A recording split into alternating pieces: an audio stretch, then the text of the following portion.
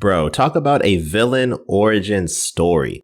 Imagine you're like 11 years old, right? And you're getting ready to host your birthday party at a state park. Like, that is a flex. You get to stroll into homeroom on Monday feeling fly as hell. Everyone who was there can't stop talking about how vibey it was. Everyone who wasn't there is absolutely sickened.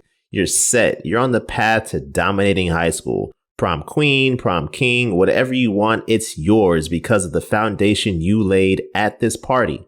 But wait, all those dreams went up in smoke because at that party, zombies decided to come stumbling out from the trees and eat your dad.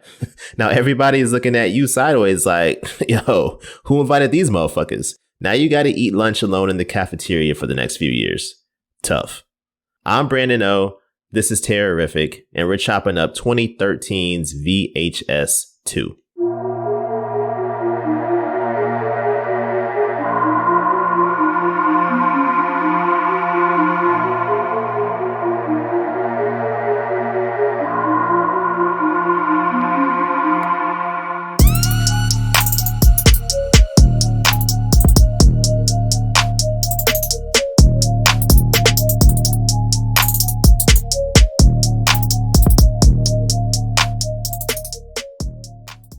Welcome back to the place where it's perpetually spooky season. I hope you and yours had a happy Thanksgiving.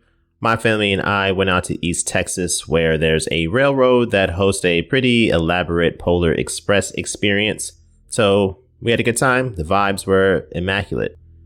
We got to wear our matching PJs, have sugar cookies and hot chocolate. My wife didn't want her hot chocolate and our youngest daughter didn't want her sugar cookies. So I got to double up on both. Big blessings. But you and I are here to continue our journey through the VHS franchise to crown the best segment of them all. Now let's recap the ratings from the first film. Tape 56 got an overall score of 2.38. Second Honeymoon came in with a score of 2.88.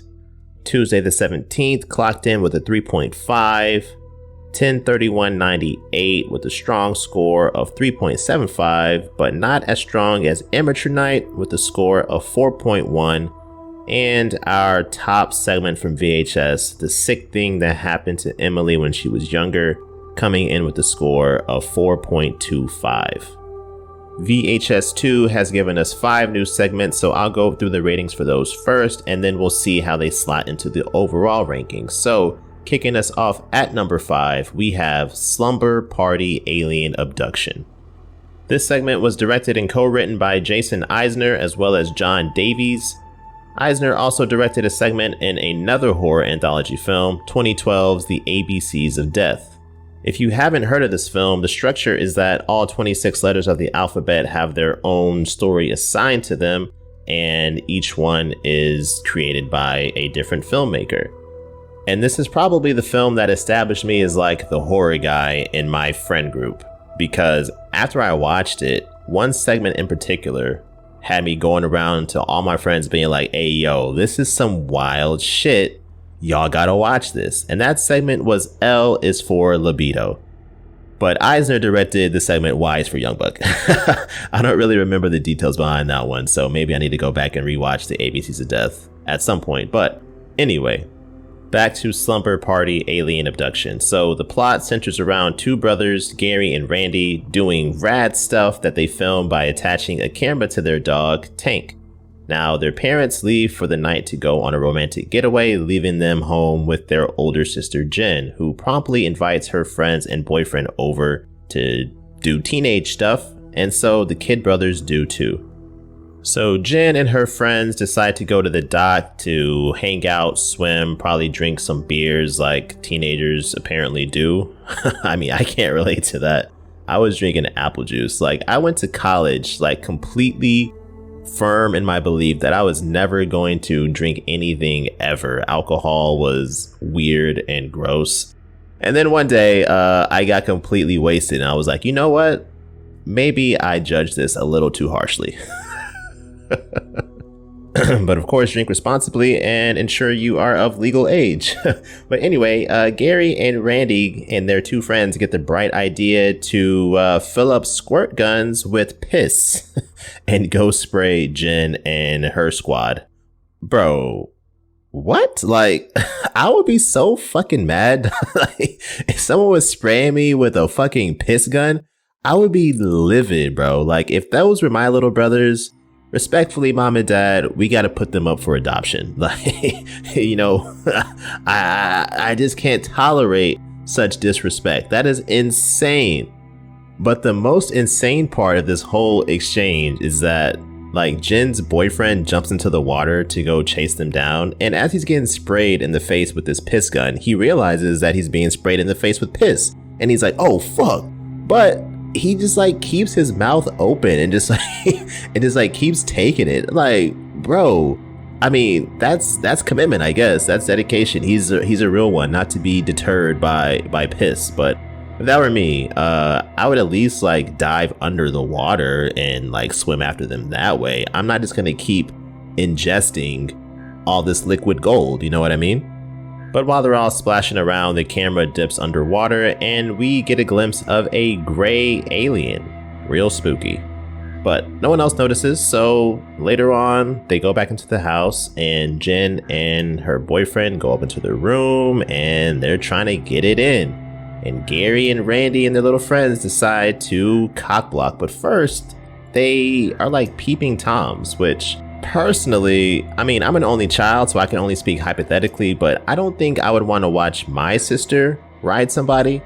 But to each their own, you know, I guess they're young, they're curious, you know, maybe be a little less curious next time, but it is what it is, I guess. But this group of rascals comes barreling into the room, blasting like house music and flashing strobe lights and shit. So nobody notices like the deafening sound that seems to be coming from aliens. But hey, maybe this is some kind of commentary about how wealthy people, because they do live in this big ass lakeside house, tend to not maybe notice things outside of themselves all the time? Question mark. But Jen and her boyfriend later get revenge on Gary because as he and the rest of his little crew are hanging out in the living room in their sleeping bags, Gary is the only one awake and he's put on a little skin flick, you know what I mean? That Cinemax late night joint. And so they strap the camera to Tank and they catch little man beating his meat. Which, if you're beating your meat while your best friends are like in sleeping bags around you, I don't care if you are just like entering puberty or whatever. That is an insanely diabolical level of horniness. And you need to stop it, Gary. But again, the boundaries in this family are highly questionable. Like, Jen was standing there for like a solid minute watching her little brother slap his salami. Like what are we doing here, bro? Like, I don't get it. I don't get it. But anyway, the aliens show up at this point and they really start fucking shit up. Of course, the boyfriend has to act all tough, so he like grabs a baseball bat or something and is walking through the house. And he gets snatched up by the aliens hella fast. And then everybody else gets flung out into the lake in their sleeping bags and they nearly drown, including the dog. Also, now that I think about it, it might have been Randy who was the one choking his chicken, but the point remains the same. Anyway, after getting out of the lake, Randy, Gary, Jen, and Tank are our last ones standing, and they're hiding in the woods as the aliens search for them. And here, when they're trying to be quiet, is when the dog starts barking. So the aliens turn and look at them like, oh shit, there they are. Get them. But bruh, like, what are you doing in this situation? Like, respectfully, Tank may need to go up for adoption expeditiously. I'm giving everybody up for adoption. Like, if you spray me with piss or if you alert aliens to my presence, I think those are reasonable grounds for adoption. But as a result of former family member Tank's antics, Randy gets snatched up by the aliens, Jen gets snatched up by the aliens, Gary and Tank end up in these top floor of a barn trying to hide out, but get hit by a tractor beam. So as they're getting beamed up, Gary is trying his hardest to hold on to Tank, but he cannot maintain his grip, and as a result, Tank plummets down to the ground and dies as the segment ends. Yikes. So let's go to the rankings. I'll be honest, I did not like this one. So for the story, I gave it a 1. I just felt like there wasn't very much character development, which I know it's a short, but still, you can give me a little something there. Like, I felt no attachment to anybody involved. The aliens just kind of showed up and we don't know what their purpose was, which again, I know it's a short, so you don't have to explain everything necessarily, but maybe give me something that makes me feel invested in the film, even if it is a short. For special effects, I also gave this a 1 because when you see the aliens, their costumes look like they were made from like Hobby Lobby materials, which if you're working on a tight budget, I understand that there are some constraints you have to work with, but you can still possibly find ways to maybe mask how cheap those costumes are or make it blend more with the background or the overall feeling of the film. I don't know. It just seemed really cheap. And on top of that, the camera was just too chaotic. Like anytime someone complains about not liking found footage, it's often because of how shaky the cam is. And this was like the shakiest of shaky cam. Even as someone who has watched a ton of found footage movies and thoroughly enjoys them, this one was still tough for me to watch because I had no idea what the fuck was going on. For situational fear, I gave this one a 4 because yes, being pursued by aliens in the darkness of night is, I imagine, very terrifying, but we have to remember that whenever Randy and Gary went to go cockblock their sister, the aliens showed up like, hey yo, listen to this loud ass sound, and they didn't hear a damn thing. So I shaved a point off for obliviousness. Likelihood of death, I gave this a 2.5 because we don't know what happened. I mean, aliens have a rep for anally probing people, so maybe they're just up in space doing butt stuff but still alive. Or maybe they got completely demolished, you know, who knows? So we'll just take the median here, which brings it to an overall Terrorific score of 2.13. Not the best. At number 4, we have Phase 1 Clinical Trials. This was directed by Adam Wingard and written by Simon Barrett, who we are familiar with from their work on the first VHS film. The story revolves around a dude named Herman who, after sustaining a rare eye injury, is given a robotic eye as part of a clinical trial. But this eye may result in some quote-unquote glitches as his body acclimates. And since nothing in this world is truly free, the eye comes with a catch. There is a recording chip installed and it runs non-stop, even as Herman points out while he takes a shit. As he prepares to leave the doctor's office, he notices a woman weirdly staring at him, and once he gets home, eerie things begin to happen. Herman is playing some games, and he sets his controller down to go pour himself a cup of tea, and when he returns, the controller is sitting in a different spot than where he left it. And as he ponders upon this, the tea kettle in the kitchen goes crashing to the floor. And if that's not spooky enough, he walks into his bedroom, and his bed is empty. But once he looks back at it again, there is a shape of a body underneath the sheets. It's a big nope from me. But Herman is feeling brave, so he decides to pull the sheets back, and there is nothing or no one there. But shortly thereafter, the specters of a bloodied man and the young girl make themselves visible, and now we know that Herman's robotic eye gives him the ability to see ghosts. But once Herman sees these ghosts though, he's not playing around, bro. He locks himself in the bathroom and spends the entire night in there, like sleeps in the tub. I can see myself doing that same thing if I couldn't leave. I mean, of course, escape is always my first course of action, but I guess sleeping in the tub is not a bad backup. The morning after his tub slumber, a woman shows up at his house unannounced, and she says her name is Clarissa, and this is the same woman he passed while leaving the doctor's office the day before. She explains that she was born deaf and received a cochlear implant from the same corporation where Herman got his eye, and now she can hear dead people. So when she walks into the house, she says, "Who's the little girl?" I heard her crying when I came in. Bro, fuck all of that. Why would you still willingly enter the premises? Like, if I hear some ghostly crying, I am turning my ass around and going home. Like, I don't understand the need or the desire to stay in these spooky ass situations. If I was the main character in any horror film, like, that shit would be about 2 minutes long. The credits would roll, I would hear something weird, and I would walk away. End of movie.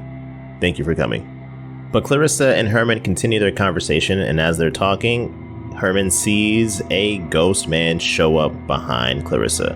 And she's aware because she can hear said ghost, and she tells him that that's her ghost uncle, and that the way to make him go away is to apparently climb on Herman's dick. So that's what she does. That's what she does. They smash. This was their way of distracting themselves so that they don't give the ghosts any attention, therefore increasing their power or ability to touch and or harm them. I gotta give them respect though. Like, it's one thing being able to perform in front of an audience, it's another thing being able to perform in front of an undead audience. That is next level dedication right there. But in what may be one of the most vicious instances of post-nut clarity, Herman awakens and shortly thereafter sees Clarissa being dragged into the pool by something now conveniently invisible, and she drowns. But at least this invisible force was polite enough to allow them to finish first. And now Herman is like, alright, well, this sucks. So he goes into the bathroom, grabs a straight razor, and he cuts out his robotic eye. Now earlier, Herman and Clarissa had discussed the avenue of him having the eye removed, and she said that the ghost would still be there, he just wouldn't be able to see them. And boy oh boy was she right. Ghostman throws Herman on the ground, grabs the robotic eye off the counter, and shoves it down bro's throat, presumably killing him, and he cannot see anything that's going on. There were a couple of other important bits of information that came from the conversation earlier. Clarissa had asked Herman if he's ever done anything bad to anyone, and how did he hurt his eye. He didn't respond to the first question, but he said that he hurt his eye in a car accident.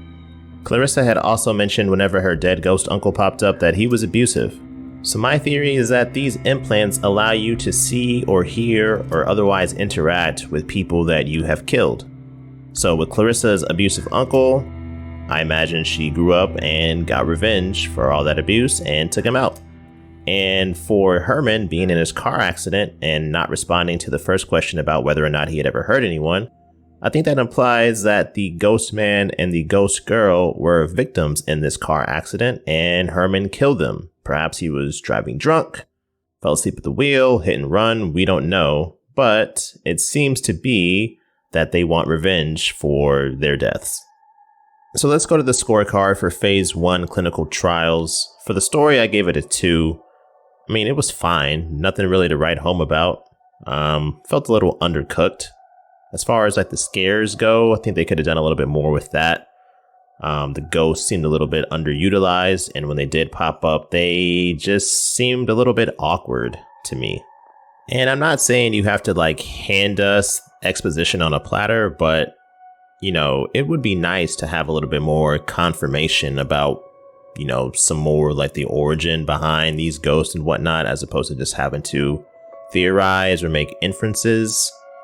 For special effects, I gave this a 2 as well. The makeup and the blood was pretty underwhelming. I mean, it was pretty cool with the shot of the robotic eye being shoved down Herman's throat at the end, but overall throughout the segment, there just wasn't enough that I found engaging effects-wise. Situational fear, I rated as a 3 because, I mean, I would be scared if I was seeing ghosts or hearing ghosts in Clarissa's case, but apparently they weren't all that scared if they could take time to get it in. Like, I have to have a deduction there. Like, if you can ignore a bloodied ghost uncle being 2 feet away from you while you have his niece riding you, yeah, you're not very afraid, in my opinion.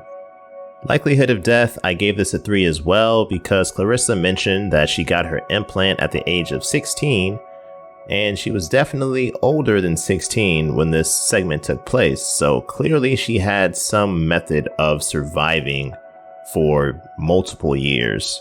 And also, if she had just not showed up to Herman's house, she probably would have been okay that way as well. Now, Herman, on the other hand, he might have been fucked. Ghost Man and Ghost Girl seemed determined to take him out, but Clarissa, she had a chance. So the average of those ratings brings us to an overall score of 2.5. Next up, our third highest rated segment in VHS 2, we have Tape 49, which was written and directed by Simon Barrett as well. Now, this is the frame narrative of VHS 2, so it is the story in which the other stories are contained. And it starts the film off with a bang, quite literally. Wait, actually, that raises a question. If I mean bang, figuratively speaking, but I'm actually referring to that definition, am I still speaking literally? Like, can you speak literally about something figurative? Now, I am a law-abiding citizen, but I can imagine that would be quite a question to mull over once the edible hits. So if possible, you should legally test that hypothesis and report back. But anyway, I digress. Tape 49 kicks off with a private investigator couple following and filming a man having an affair in a motel room. These private investigators are named Larry and Aisha, which I didn't realize her name was Aisha until I was doing my research for this outline. And honestly, if I were to close my eyes and picture what an Aisha would look like, this particular actress, Kelsey Abbott, with her red hair and blue eyes, is not exactly what my mind's eye would traditionally picture as an Aisha. Maybe, just maybe, it was this casting that paved the way for Scarlett Johansson in 2017 to play a character by the name of, hold on, let me check my notes here, Motoko Kusanagi. This is the role that established Actors Without Borders. But anyway, Larry and Aisha, after they, finish up with this cheating case, they are given another case. They've been requested by a mother to investigate the disappearance of her college-age son. And they show up to his house and the door is locked, but they've been informed by his mother that there's a window that they could probably break in through, which sounds like a massive red flag to me. But before they even break in through this window, they hear some strange noises inside and still determine that they should proceed. Okay, but once they enter, they see some staticky TVs in the living room, plus various VHS tapes strewn along the floor. Plus, there's blood on the wall. But the catch is, only Larry sees the blood, and he doesn't say a word to Aisha.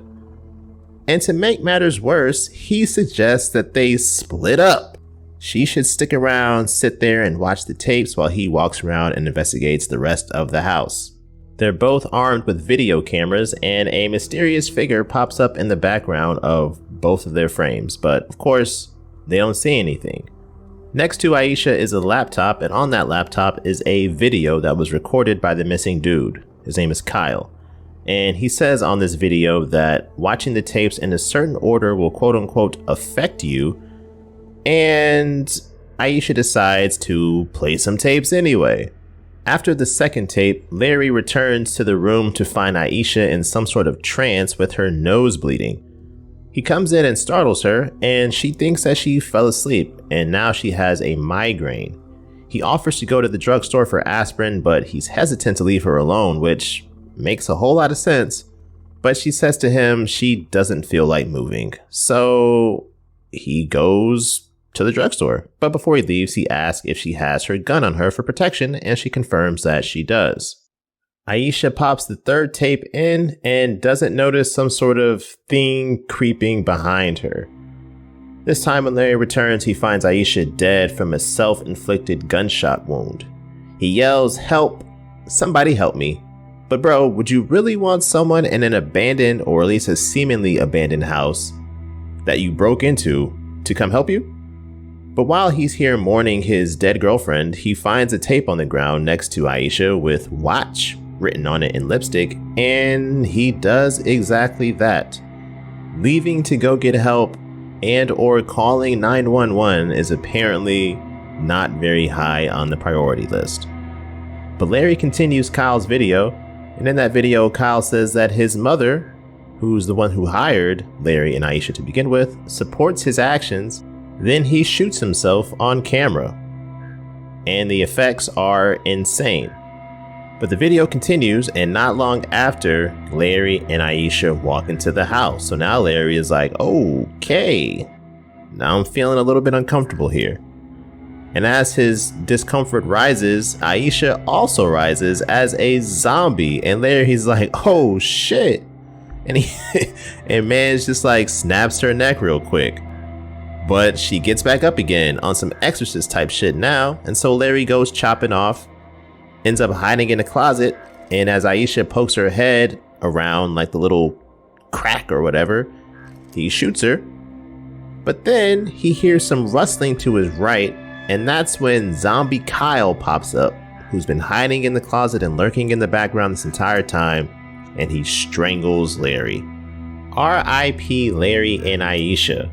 But we should also point out the real winner in all of this, the cheating dude from the motel, because now that evidence that was so very damning is never gonna see the light of day. Bro is winning. I mean, I don't condone cheating, don't get me wrong. I'm just saying, from his perspective, no consequences. So let's go to the scorecard for tape 49. For story, I gave it a 2. Pretty similar to the tape 56 story from the first VHS film, so can we please move away from zombies during these framed narratives?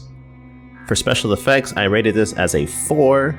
As I mentioned, whenever Kyle turned the gun on himself, the effects there were insane, but there were some times, particularly with Aisha, like with the blood running down her nose, that it just looked like corn syrup, so gotta ding it for that. Situational fear, I rated as a 3. From Aisha's standpoint, I'm not sure she was ever given the opportunity to even feel afraid. If watching these tapes put her in a trance, she very well may have been in a trance whenever she pulled the trigger. Larry, however, was probably pretty scared, so a 3 felt like a good compromise. For likelihood of death, I gave this a 1.5 because, to begin with, had they not broken into the house, I mean, you could have avoided a whole lot of shit. Secondly, whenever Aisha was like, actually, I don't want to move, I would have been like, bro, I'm not going to leave you here in this house by yourself. So either you sit here and suffer with this migraine, or you get up and let's go get you some help. And I definitely would have turned the TVs off and said, stop watching this shit, because clearly it is fucking you up. So that brings us to an overall score of 2.63. And now we've reached the cream of the crop, my 2 favorite segments from VHS 2, one of which I think has a very high chance of being the #1 segment overall, but we'll cross that bridge when we get there. At number 2, we have A Ride in the Park. A Ride in the Park was co-directed by Eduardo Sanchez and Greg Hale and written by Jamie Nash.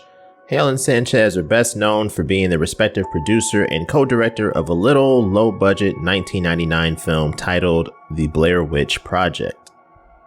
The story of this segment centers on a dude named Mike who is in the woods of a state park getting ready to go for a bike ride with his GoPro.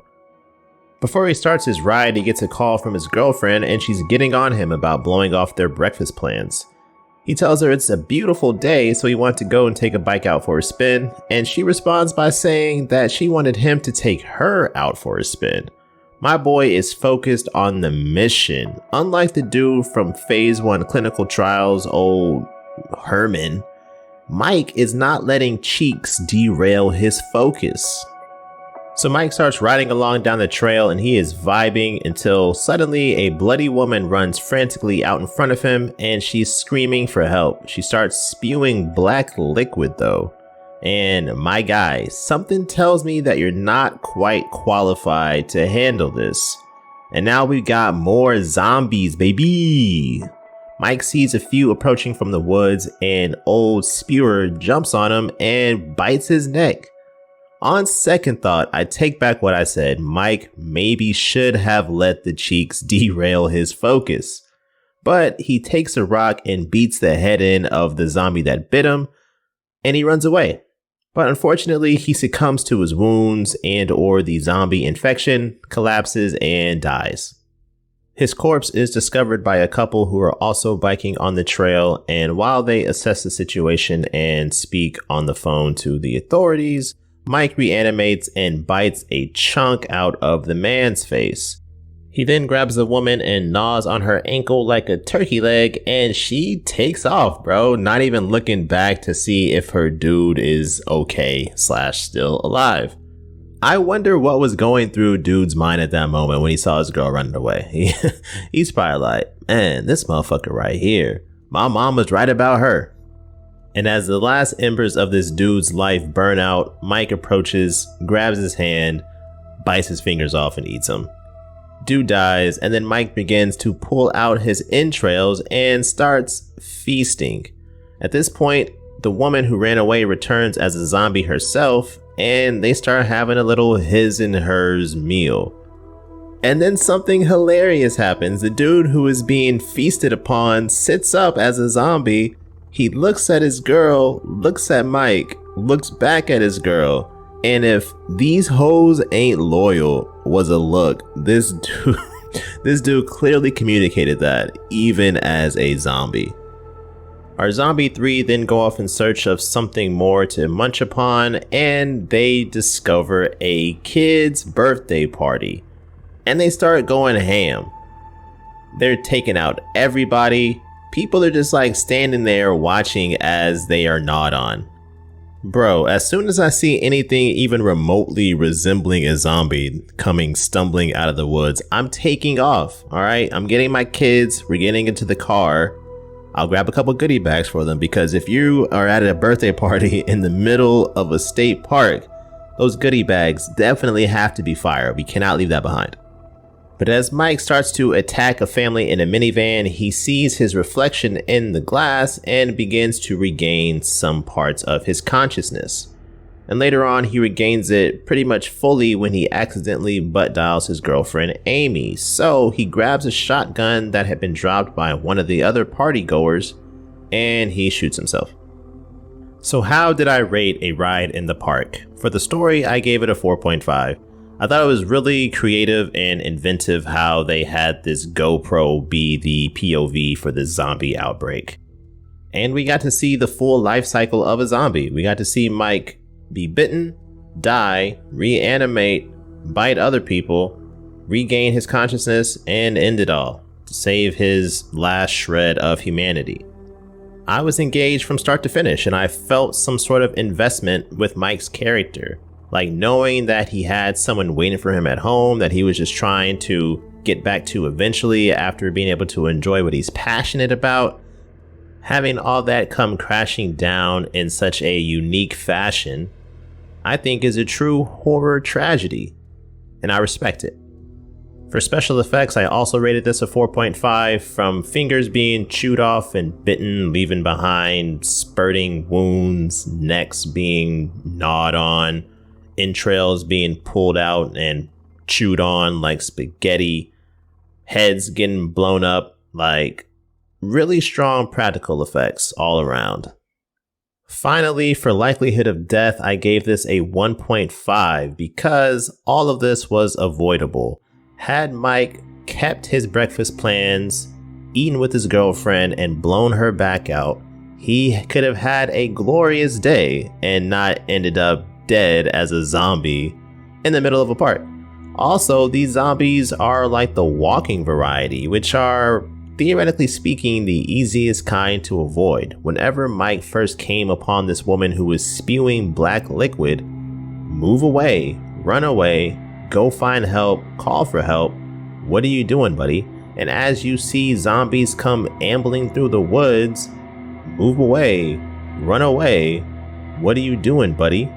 And for everybody else who got mopped up at the kids' party, again, these are walkers. What are you doing?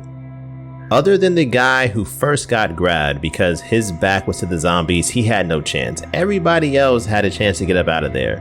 There were multiple people who just stood there and allowed themselves to be snatched up and eaten. Even the guy who had the shotgun, he was standing in one spot, just turning slightly to shoot as zombies approached. And that's why he got from behind. Awareness level, 0. But average all these ratings together and we get our overall score of a very respectable 3.5. And now for my highest rated segment of VHS 2, one that has multiple holy shit what the fuck moments. Number 1 is Safe Haven. This segment was written and directed by Timo Tjahjanto and Gareth Evans, 2 big names in the Indonesian film scene. Evans' filmography includes 2011's The Raid and its 2014 sequel, plus 2018's folk horror film The Apostle. Tjahjanto's filmography includes May the Devil Take You, The Night Comes for Us, both released in 2018, and 2020's May the Devil Take You 2. Now obviously horror is my number 1 genre, but I do enjoy a good action flick too, so I highly recommend watching The Raid 2, and The Night Comes for Us if you haven't seen them already. I would rank them number 1, The Night Comes for Us, number 2, The Raid, number 3, The Raid 2, but all 3 are great films. And in my opinion, nobody does possession horror quite as well as Indonesian filmmakers. So if you haven't seen May the Devil Take You and its sequel May the Devil Take You 2, definitely check those out.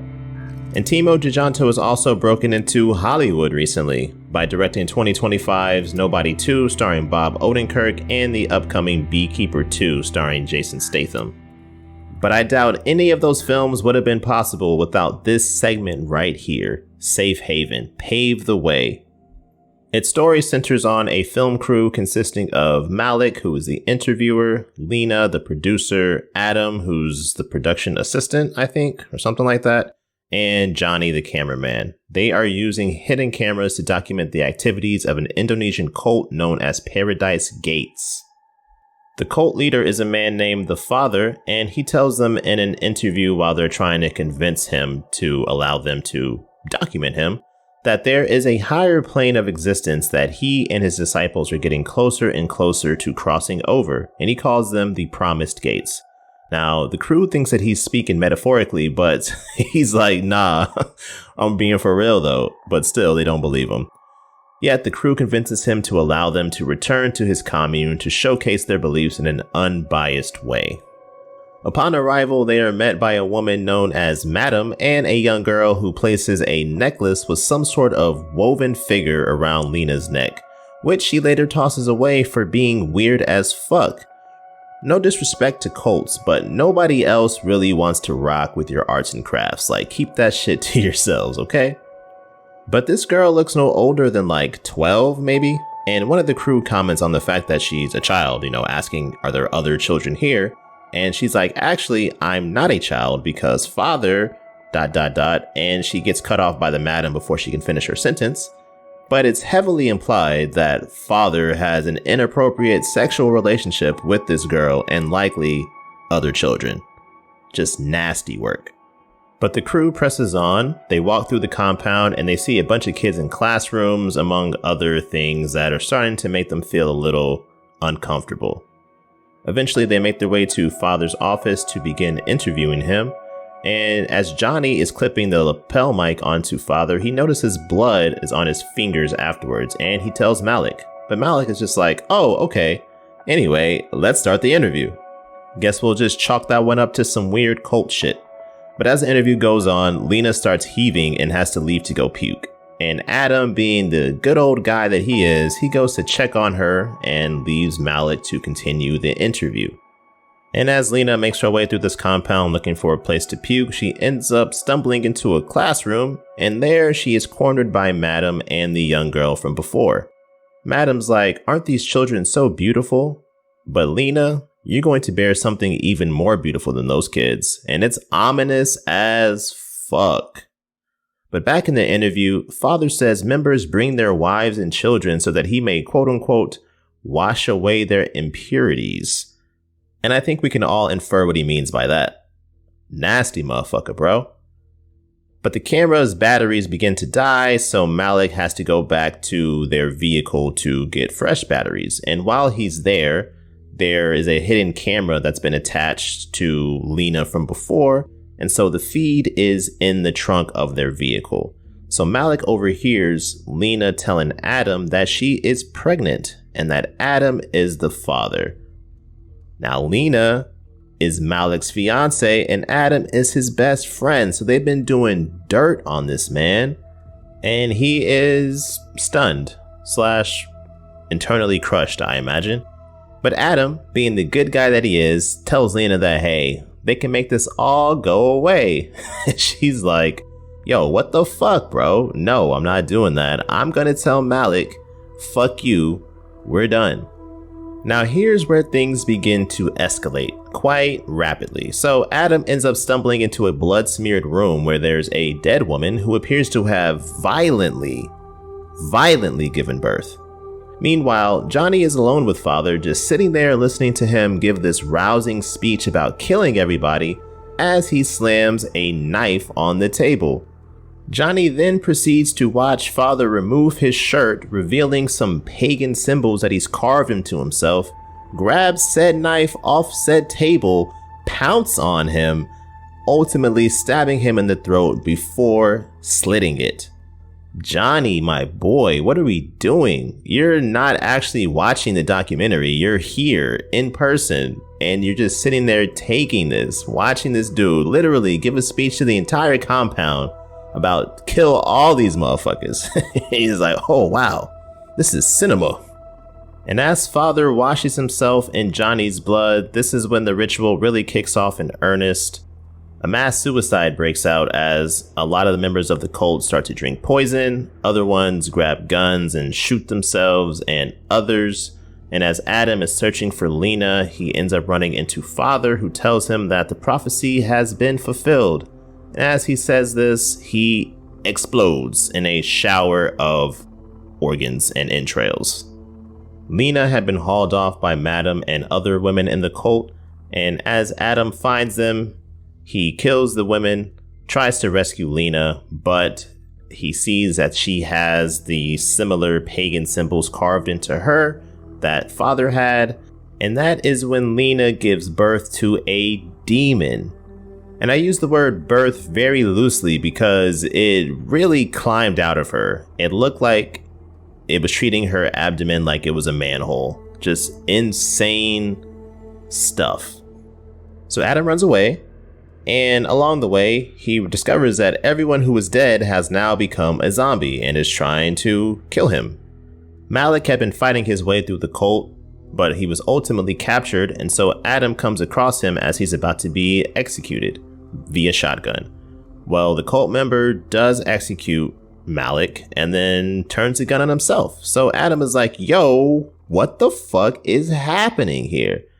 But he manages to miraculously weave himself through a wave of zombies and he makes it to the car and he hauls ass out of there. And he thinks he's escaped until that demon runs up and trucks the fuck out of his car. Looked like the best middle linebacker of all time, the Ray Lewis of demons. As a bloodied and mortally wounded Adam crawls out of the wreckage, the demon perches on top of the car and calls him Papa, which completely breaks Adam's mind, and he laughs hysterically as the footage ends. Now that is one hell of a cautionary tale. PSA, do not knock up your best friend's girl because the child that results may be a literal demon. Wow. So let's go to the scorecard. For story, I gave this a 5. I loved it from start to finish. It was intense.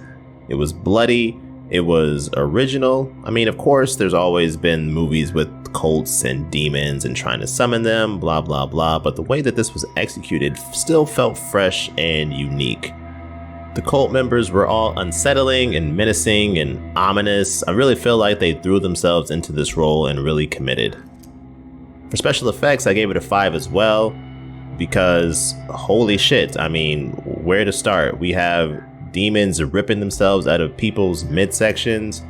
We have people exploding. We have throats being slit and the blood just spraying out like some kind of geyser.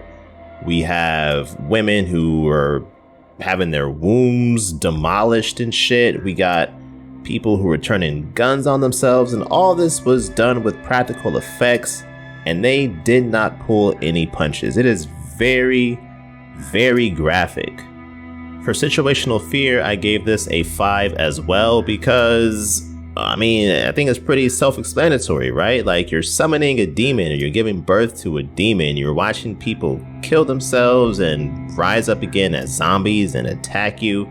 You're watching your best friends get their heads blown off and stabbed, and you're running for your life and ultimately being confronted with the fact that this demon is your child. It's fucked up. This goes beyond situational fear. Like, this is situational, just like, I don't even know what other word to use. Just, how can a human mind comprehend everything that has transpired? And clearly it can't, because Adam went insane at the end. So yeah, situational fear is a 5, and that's probably scoring it low. If I could give it like a 15, I would. And finally, for likelihood of death, I rated this as a 4. Really, the only way to avoid dying would have been to not go to the compound in the first place, but they are a film crew trying to make a documentary, so they would have been unable to do their job. So it's pretty unlikely that they wouldn't have gone. And so once they did venture there, their fates were sealed. So I gave it a 4 just on a technicality, but really this could easily be a 5 here as well. So that brings our overall score for Safe Haven to a 4.75. I'm really not sure how any other segment can top this. It's going to have to be straight 5s across the board, or there's going to be another technicality with maybe the likelihood of death, and maybe we have a tie, and then I'll have to figure out some way to break said tie. But we'll see. So to recap all the ratings from the 5 segments in VHS 2, at number 5, we had Slumber Party Alien Abduction coming in with a score of 2.13. At number 4, we had Phase 1 Clinical Trials coming in with a 2.5. At number 3, we have Tape 49 with a score of 2.63. At number 2 is A Ride in the Park with a score of 3.5. And once again, at number 1, Safe Haven with a score of 4.75. And for the overall leaderboard consisting of every segment we've covered to this point, our top 5, at number 5, we have a tie between Tuesday the 17th and A Ride in the Park, both with a score of 3.5. I'm going to give the tiebreaker to A Ride in the Park because it had a stronger story score of 4.5 to a 3. At number 4, we have 10/31/98, which came in at a 3.75. At number 3, we have Amateur Night with a score of 4.1. At number 2, we have The Sick Thing That Happened to Emily When She Was Younger with a score of 4.25. And holding down that top spot for now and probably for a long time, we have Safe Haven with that 4.75. But on a more somber note, if you've listened to previous episodes of Terrorific, then you know whenever I cover a film that has depictions of suicide, or if the actor in that role committed suicide in real life, I feel an obligation to tell you that if you or anyone you know are struggling with any thoughts of suicide or self-harm, please call or text 988 to speak with someone at the Suicide and Crisis Lifeline ASAP. That's all for me. I'll see you in 2 weeks for VHS Viral. But in the meantime, remember, always keep it spooky.